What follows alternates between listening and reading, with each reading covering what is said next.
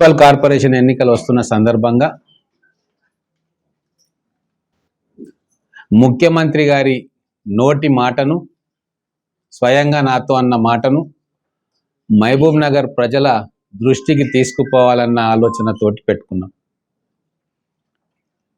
మనము 75 సంవత్సరాల మున్సిపాలిటీ చరిత్రలో ఏ రోజు ఎవరు కూడా చేయని పని,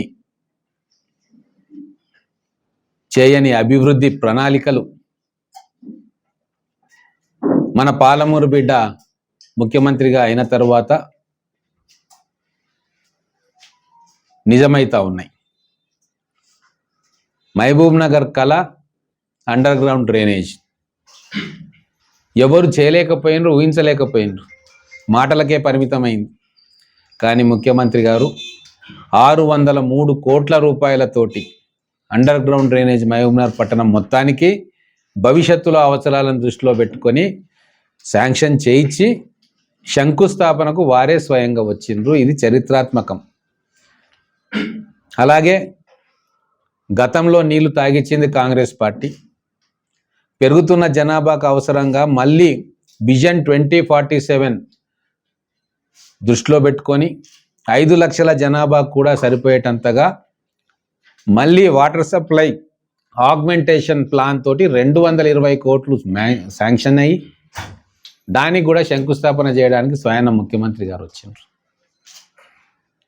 అలాగే కాలేజీల విషయంలో, విద్య విషయంలో చొరవ చూపుతూ IIITని మన ముంగిటికి తీసుకొచ్చి 600 కోట్ల రూపాయల ఎస్టిమేషన్, మొదటి ఫేజ్లో 200 కోట్లు స్వయంగా వారే వచ్చి భూమి పూజ చేసిపోయినారు. ఇంకా అనేక కాలేజీలకు, స్కూల్స్కి శాంక్షన్ చేసిండ్రు.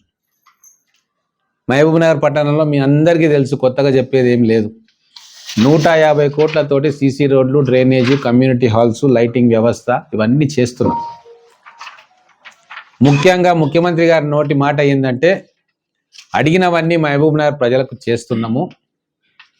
వారి నుంచి నేను ఒకటే ఎక్స్పెక్ట్ చేస్తున్నా, రాబోయే రోజుల్లో 60 డివిజన్లకు గాను 50+ డివిజన్స్ మాకు ఇవ్వండి అని చెప్పి మా దగ్గర మాట తీసుకొని పోయిండు.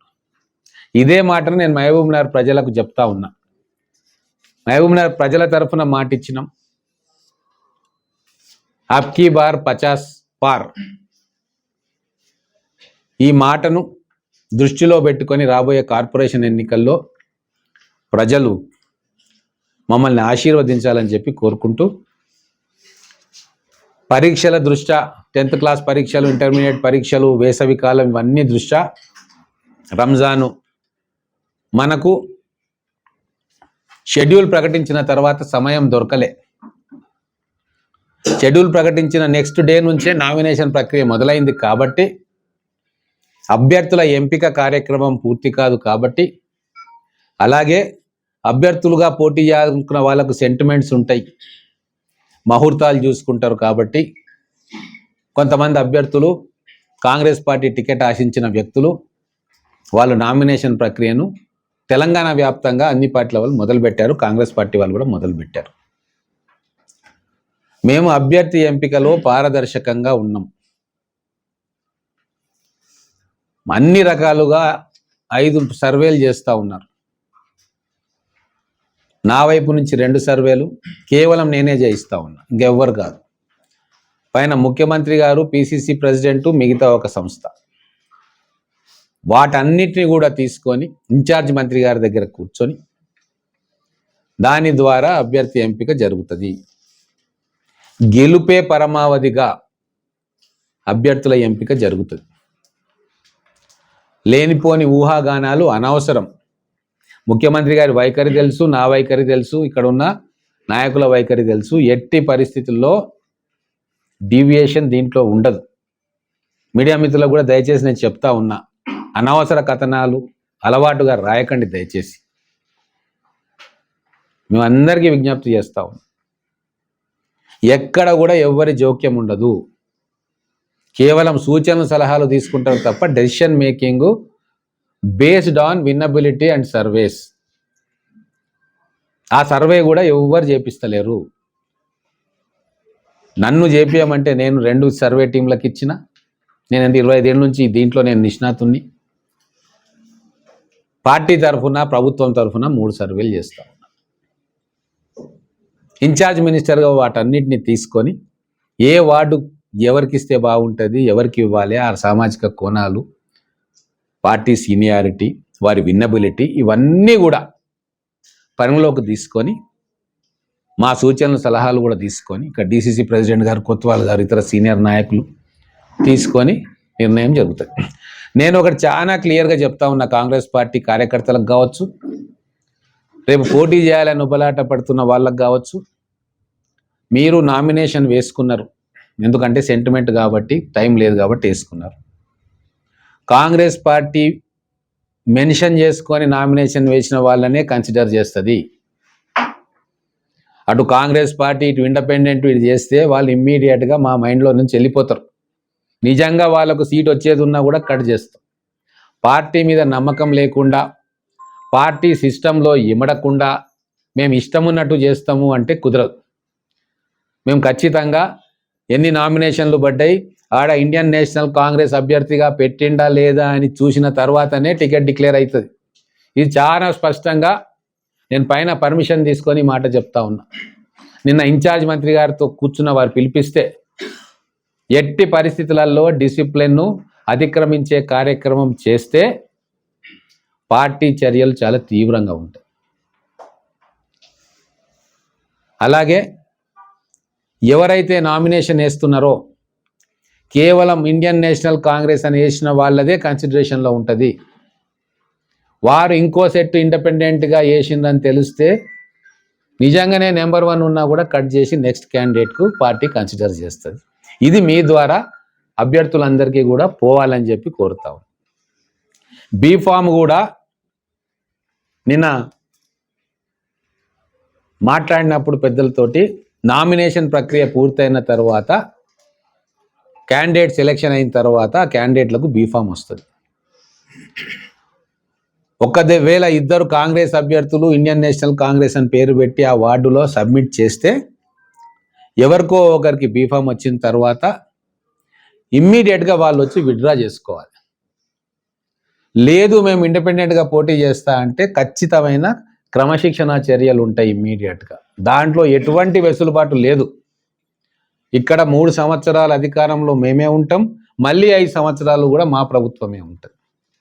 వాళ్ళ రాజకీయ భవిష్యత్తు ఆలోచన చేసుకొని నిర్ణయాలు తీసుకోవాలని కొంతమందికి 95% పార్టీ లైన్లో ఉంటారు. కానీ కొద్దిగా నేను అటైతే ఇటైతే అని చూస్తారు. అది వాళ్ళ ఇష్టం. కానీ మా వరకు మా డీసీసీ ప్రెసిడెంట్ గారు కావచ్చు, ఎమ్మెల్యేగా నేను కావచ్చు, తర్వాత ఇక్కడ సీనియర్ నాయకులు కావచ్చు, ఈసారి పైనుంచి ఆదేశాల మేరకు ఒక డిసిప్లిన్డ్ పార్టీ వ్యవస్థను నిర్మాణం చేసుకోవాలి. ఇది కొత్త కాంగ్రెస్. రేవంత్ రెడ్డి గారు, రాహుల్ గాంధీ గారి నాయకత్వంలో ఇది కొత్త కాంగ్రెస్. మారుతున్న చరిత్రను బట్టి, ఇక్కడ ఉన్న దాన్ని బట్టి ఒక కొత్త ఆర్గనైజేషన్ను భవిష్యత్తు కోసం తయారు చేసే కార్యక్రమాలు మేము చేస్తూ ఉన్నాం. కాబట్టి కొద్దిగా స్ట్రిక్ట్గానే ఉండాల్సిన అవసరం ఉందని చెప్పి పైనుంచి మాకు ఆదేశాలు వచ్చినాయి. తరువాత స్ట్రిక్ట్గానే ఉండాల్సిన అవసరం ఉందని చెప్పి పైనుంచి మాకు ఆదేశాలు వచ్చినాయి. తరువాత మేయర్ గురించి చాలా ఊహాగానాలు ఉన్నాయి. ఇది ముఖ్యమంత్రి గారి సొంత జిల్లా. మాకు గతంలో డిప్యూటీ సీఎంగా పనిచేసి తెలంగాణ రానీకే కారణమైన మోస్ట్ సీనియర్ నాయకుడు దామోదర్ రాజనరసింహ గారు ఇన్ఛార్జ్గా ఉన్న జిల్లా కార్పొరేషన్. 2 మంత్రులు ఈ జిల్లాకు ఉన్నారు. తర్వాత ఇక్కడ సీనియర్ మోస్ట్ నాయకులు 30 ఏళ్ల నుంచి 40 ఏళ్ల నుంచి కాంగ్రెస్ పార్టీ జెండాను మోస్తున్న నాయకులు ఉన్నారు.